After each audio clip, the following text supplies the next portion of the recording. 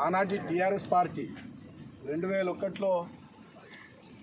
ఆనాటి ఉమ్మడి ఆంధ్రప్రదేశ్ పాలకుల నిర్లక్ష్యం వల్ల తెలంగాణ ప్రజలు పడుతున్నటువంటి ఇబ్బందులను గుర్తించి కేసీఆర్ గారు పార్టీని స్థాపించి తెలంగాణ ఉద్యమాన్ని ఢిల్లీ స్థాయికి, దేశ రాజధాని స్థాయికి, జాతీయ స్థాయికి తీసుకెళ్ళి దేశ రాజకీయ వ్యవస్థను ఒప్పించి ఆ క్రమంలో అనేక పోరాటాలు, చివరికి చావు నోట్లో సైతం తలబెట్టి ఆమరణ నిరాహార దీక్ష చేసి 14 ఏళ్ల ప్రస్థానంలో తెలంగాణ ప్రజలందరినీ కూడా సమీకరించి అన్ని వర్గాలను ఒప్పించి మెప్పించి వారి నాయకత్వంలో కేసీఆర్ గారి పోరాటం ద్వారా, వారి చర్యల ద్వారా, వారి వివిధ కార్యక్రమాల ద్వారా తెలంగాణ ప్రజల్ని మేల్కొల్పి తెలంగాణ రాష్ట్రాన్ని సాధించుకోవడం జరిగింది. తెలంగాణ రాష్ట్ర సాధన కోసమే పుట్టినటువంటి ఈ పార్టీ రాష్ట్రాన్ని సాధించుకున్న తర్వాత 2 టర్ములు తెలంగాణ ప్రజల ఆశీర్వాదంతో తెలంగాణలో అధికారాన్ని కూడా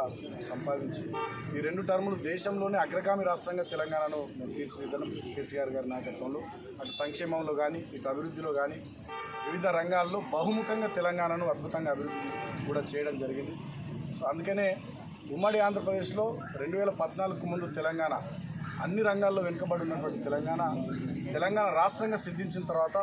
పంటల దిగుబడిలో పంజాబ్ను తలదన్నే విధంగా ఎదగడం జరిగింది. ఐటీ ఎగుమతుల్లో